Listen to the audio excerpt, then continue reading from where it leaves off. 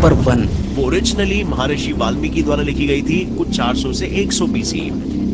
देखिए ये दावा पूरी तरह से गलत है। 400 बीसी से लेकर 100 बीसी के बीच में कोई भी मैन्युस्क्रिप्ट रामायण की या किसी संस्कृत अभिलेख की अभी तक नहीं मिली है। यहाँ तक कि वाल्मीकि नाम का कोई व्यक्ति का जन्म मरण या उसके जीवन काल का भी इस दौरान में कोई जिक्र नहीं मिला है। हाँ, इस दौरान जो सबूतें मिली हैं जैसे अजंता की कैप्स, उसमें बौद्ध जातक कथाओं का वर्णन आया है। वहाँ किसी वाल्मीकि का नहीं लेना देना है, बल्कि ये पूरी तरह से बौद्ध मार्गियों का लेना देना है। और खास बात तो ये है कि इस 400 बीसी से लेकर 100 बीसी छोड़िए, यहाँ तक कि गुप्त काल पाल वंश तक की भी जो लिपि है उसको डिकोड किया ब्रिटिश काल में अंग्रेजों ने। क्लेम नंबर खान मोहम्मद इब्न अहमद अल बुरूनी ने भारत में आकर यहाँ संस्कृत सीखी और यहाँ के कई पुस्तकों का अनुवाद अरबियों के लिए किया और अरबियों की कई पुस्तक का अनुवाद संस्कृत में किया। उसने साफ साफ लिखा कि वेद 11वीं सेंचुरी तक नहीं लिखे गए थे।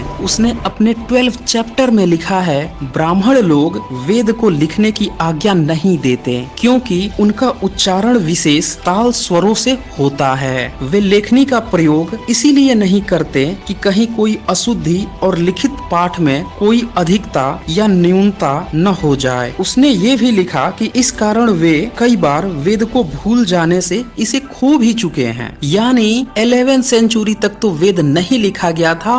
अब गौरव की बात ये मान लिया जाए कि रामायण और महाभारत वेद के बाद ही लिखे गए हैं, तो ये बात भी सही हो जाती है कि 11वीं सेंचुरी के बाद ही लिखे गए हैं रामायण और महाभारत। यही नहीं, अल बुरूनी ने 11वीं सदी में महाभारत शब्द का इस्तेमाल ही नहीं किया, उसने भारत शब्द का इस्तेमाल किया। और जब आप महाभारत की आदि पर्व पढ़ें तो वहाँ से आपको साफ साफ पता चल जाएगा कि भारत नामक ग्रंथ में 24,000 श्लोक होते थे और उसके बाद महाभारत बना जिसमें 1 लाख से ज्यादा श्लोक हुए। यानी 11वीं सेंचुरी तक तो महाभारत भी नहीं लिखा गया था। लिपि और भाषा के आधार पर देखें तो रामायण और महाभारत या वेद जिन लिपि में लिखा गया है वह है देवनागरी लिपि और ये पिछले 700 ईयर्स 800 ईयर्स के दौरान ही विकसित हुई है। उससे पहले धम्म लिपि चलती थी और धम्म लिपि में बौद्ध और जैन ही अपनी लिखावट लिखते थे। कुल मिलाकर गौरव ठाकुर का यह दावा कि रामायण महाभारत से पुराना है ये भी उतना सटीक नहीं है, क्योंकि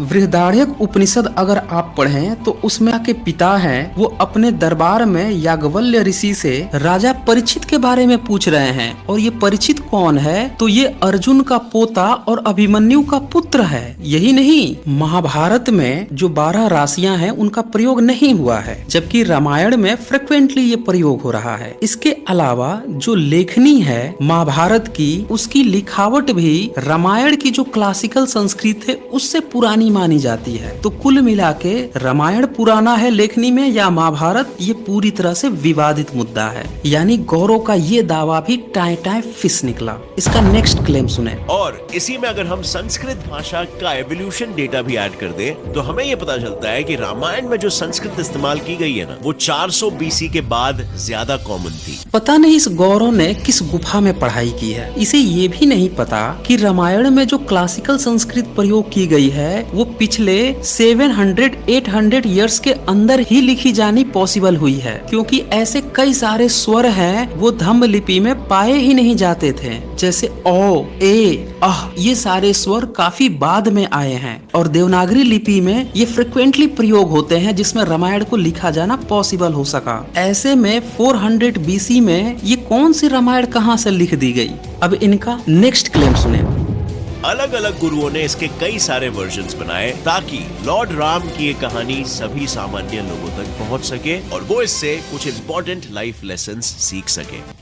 क्या कहा? कहाँ पे उसका जन्म हुआ, कहाँ पे उसका मरण हुआ, इसका आज तक कुछ भी पता नहीं चला। ज्यादातर इतिहासकार तो इसे काल्पनिक मानते हैं। यहाँ तक कि उसके समय की जो लिपि है वो ब्रिटिश काल में अंग्रेजों ने डिकोड की है और बाकी के जो इसने अन्य लोगों का नाम लिया जैसे कामवन और तुलसी, इन सब के रामायण तो आपस में मैच ही नहीं करते। इससे साफ साफ पता चलता है कि ये जितने भी लेखक थे इनमें से किसी को भी रामायण नहीं पता था। ये कहीं से कॉपी पेस्ट करके मन मुताबिक स्क्रिप्ट लिखे जा रहे थे। अब इसके साथ ही एक और फैक्ट आपको बता देता हूँ। कात्यायनी पुत्र के नाम पर एक किताब आई है ज्ञान प्रस्थान, जो कि रामायण का टीका कही जाती है। इसमें 12,000 श्लोक हैं, जबकि आज का जो रामायण है उसमें 24,000 श्लोक हैं। इससे साफ साफ पता चलता है कि बाद में रामायण में मिलावट कर करके डबल कर दिया गया है। और कहां से इन लोगों ने ये सारी घटनाएं लिखी? तो ये सारी घटनाएं धम्म लिपि में, जो पाली भाषा में जातक कथाएं लिखी गई थी,